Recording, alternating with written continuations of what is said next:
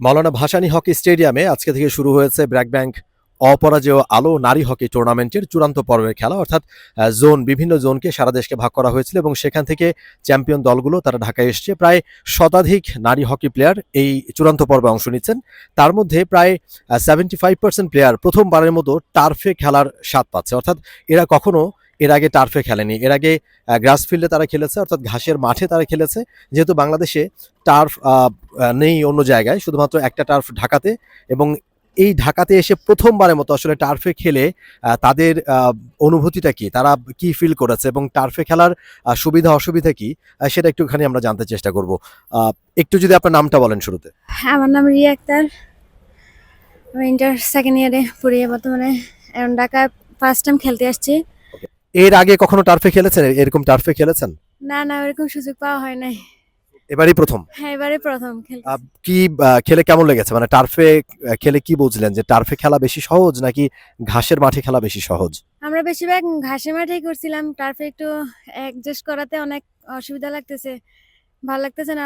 টার্ফে খেলতেছি যে এই কারণে কষ্ট হয় আর কি। বাংলাদেশের প্রথম ইমিউনিটি বুস্টার সমৃদ্ধ ফ্যান্টাস্টিক হ্যাপি এনার্জি বিস্কিট। পাশে আরেকজন আছে, আপনার নামটা একটু বলবেন। আসসালামু আলাইকুম, আমার নাম খাদিজা আক্তার। আমি ক্লাস 10 এবার উঠবো। ওকে। খাদিজা, টার্ফে খেলে কেমন লেগেছে আপনার কাছে? উনি তো বললেন যে একটুখানি কঠিন ছিল, আপনার কেমন লেগেছে? আলহামদুলিল্লাহ ভালোই লেগেছে, বাট আগে তো মনে করেন মাঠে খেলছি, তো এখন একটু অসুবিধা হচ্ছে আর কি। যদি আমাদের বাংলা মানে কুমিল্লাটা যদি একটা টার্ফের মতো একটা ইয়ে থাকতো তাহলে আর একটু বেস্ট হতো। ওকে, পাশে আরেকজন রয়েছেন। আহ, উনি বলেন যে কুমিল্লায় যদি এরকম টার্ফ থাকতো তাহলে আপনারা হয়তো সেখানে আরো ভালোভাবে খেলে মানিয়ে নিতে পারতেন, এখানে এসে সহজেই খেলতে পারতেন। প্রথমবার খেলে বাকি দুজনের সাথে, যাদের সাথে কথা বললাম, দুজনেই অসুবিধা ফিল করেছে। আপনার কাছে কেমন লেগেছে? আসসালামু আলাইকুম, আমার নাম জুনাকি খান। আমার কাছে সেমই একটু অসুবিধা হয়েছে। ঘাসে খুব ভালোই খেলছি, তারপরে ফার্স্ট টাইম যেহেতু এসি তো ইয়াটিয়া করতে একটু কষ্ট হয়েছে আর কি, ডিফিকাল্ট জাস্ট আর কিছু না। এর আগে টার্ফে কখনোই খেলা হয়নি? আমার লাইফে ফার্স্ট, আমি মাত্র কিছুদিন 1 মাসও প্র্যাকটিস করি নাই, চলতেইছে আর কি। মানে ঘাসে ভালো খেলে আর কি, টার্ফে প্রথম। টার্ফে কোন জিনিসটা মানে ব্যতিক্রম মনে হয়েছে, মানে ঘাসের মাঠে থেকে টার্ফে খেলা, ব্যতিক্রমটা কোথায়? মানে যখন খেলছিলেন তখন কি ফিল হয়েছে? ঘাসে তো বলে টান দিলে তো একটু ইয়া, মানে টার্ফে তো আমরা বলে টান দিলে তো এটা তো ইয়ের মতনে, মানে পুরো দ্রুত ফার্স্ট টাইম ধরে যায়, এটা একটু ডিফিকাল্ট হয়ে গেছে। একটু স্পিডি, টার্ফ একটু স্পিডি। ওকে, আপনার নাম যদি একটু বলেন। আসসালামু আলাইকুম, আমার নাম প্রিমা বেগম। আমি ইন্টার ফার্স্ট ইয়ারে পড়ি। ওকে, আপনার কাছে কেমন লেগেছে? বাকি যারা তিনজন বলেন, সবাই বলেন যে টার্ফে তাদের খেলতে অসুবিধা হয়েছে। এখানে যারা খেলেছে আজকে প্রায় শতাধিক প্লেয়ার অংশ নিচ্ছেন এই টুর্নামেন্টে, কিন্তু ম্যাক্সিমাম প্লেয়ারই টার্ফে প্রথম খেলছেন বা খেলবেন।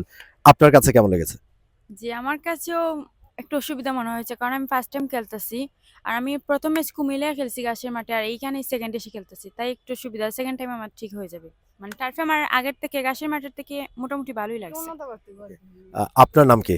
আসসালামু আলাইকুম, আমার নাম নুরি আক্তার। আমি ক্লাস 10 এ পড়ি। নুরি আক্তার, এর আগে যদি টার্ফে খেলে আসতে পারতেন বা আপনার জেলাতে যদি টার্ফ থাকতো, ছোটখাটো টার্ফ হলেও সেখানে খেলে আসতে পারলে আজকে নিশ্চয়ই অনেক ভালো লাগতো। জয় জয়। এখন অনেক আনইজি লাগছে খেলছি যে। আনইজি লাগছে? দৌড়ানোর সময় কি মনে হচ্ছিল, যে টার্ফে পা আটকে যাচ্ছে এরকম মনে হচ্ছিল নাকি? না, এরকম কোনো মনে হয় না। যখন বল স্পিডে চলে যায়, যখন বল পাস করেন তখন যতটা কন্ট্রোলে রাখতে পারি না। জয়। ওকে, থ্যাংক ইউ। আপনাদের সবাইকে অনেক ধন্যবাদ। ওকে, হ্যাঁ হ্যাঁ হ্যাঁ হ্যাঁ। আহ, আমাদের সাথে রয়েছেন শাহিদুজ্জামান, জোন 2 এর কোচ তিনি। এবার কোচের সাথে একটু কথা বলতে চাই। জোন 4 এর কোচ শাহিদুজ্জামান। শাহিদ ভাই, আপনার মেয়েরা অনেকেই প্রথমবারের মতো টার্ফে খেলছে। এজ এ কোচ, আপনার কি মনে হয় যে আগে থেকে টার্ফে খেলার সুযোগ থাকলে বা অন্তত বিভাগীয় পর্যায়ে যদি একটা করে ছোট টার্ফ থাকতো, নিশ্চয়ই মেয়েদের আরো সহজ হতো খেলতে? জি, ধন্যবাদ। আমাদের যে নতুন মেয়েরা উঠতেছে তাদেরকে আমরা আমাদের ফুটবল মাঠে বা মাঠে মানে গ্রাস পাউন্ড গ্রাউন্ডেই খেলাইতে পারতেছি না। আমাদের মাঠের অনেক অসুবিধা। যেমন বাফুফেকে মাঠ দিয়ে রাখছে, আমরা মাঠে নামার সময় পাই না, প্র্যাকটিস করানোর সময় পাই না। সেই ক্ষেত্রে তারা নতুন টার্ফে আইসা অ্যাডজাস্ট করতে অনেক সময় লাগবে। আমাদেরকে নতুন টার্ফ যদি ওইভাবে আমাদের জেলা পর্যায়ে বা বিভাগ পর্যায়ে যদি আমাদের আরো নতুন মাঠ হয়, টার্ফ হয়, আমরা তাহলে হাতের কাছে, হাতের নাগালে টার্ফে প্র্যাকটিস করার সুযোগ হবে। সেক্ষেত্রে আমাদের নতুন যারা উঠে আসবে তাদের জন্য অনেক ভালো হয়। Thank you so much. যেমনটা আমরা শুনছিলাম, আসলে আমরা অনেক সময় বলি যে হকির প্রতিভা উঠে আসে না, হকিতে আরো সম্ভাবনা রয়েছে, কিন্তু বাংলাদেশ সম্ভাবনা অনুযায়ী সেভাবে আসলে ফলাফলটা পাচ্ছে না। তার কারণটা বোধহয় আপনারা খুব সহজেই বুঝতে পারছেন। বাংলাদেশে এই যে টার্ফ, এই টার্ফ ছাড়া এখন আসলে হকি খেলা হয় না। যত ইন্টারন্যাশনাল টুর্নামেন্ট হয় সবগুলো কিন্তু এই অ্যাস্ট্রো টার্ফে হয়।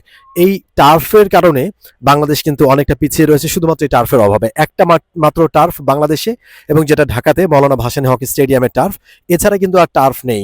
এই যে মেয়েরা আজকে খেলতে এসছে এখানে, সবাই ঘাসের মাঠে খেলতে এসছে, টার্ফে এসে তারা অসুবিধার সম্মুখীন হচ্ছে। তারা ঠিকমতো বল পাসিং করতে পারছে না, ঠিকমতো রানিং করতে পারছে না, ঠিকমতো রিসিভ করতে পারছেন না, এবং এই অসুবিধাগুলোর কথাই তারা বলছিলেন এবং তারা এগুলো ফেস করছেন। যদি টার্ফের সংখ্যা বাড়ানো যায়, অন্তত বিভাগীয় পর্যায়ে ছোট ছোট টার্ফ বসানো যায়, পকেট টার্ফ বসানো যায় অন্তত প্র্যাকটিস করার জন্য, তাহলে হয়তো এই সমস্যা কাটিয়ে ওঠা সম্ভব হবে। না হলে হকিটা যেখানে রয়েছে সেখানেই থাকবে, খুব একটা এগিয়ে যাওয়ার সুযোগ হয়তো থাকবে না। For more updates, subscribe to our YouTube channel and click on the bell icon. Follow us on Facebook and Instagram. Download T-Sports app to enjoy exciting games and highlights. Visit tsports.com.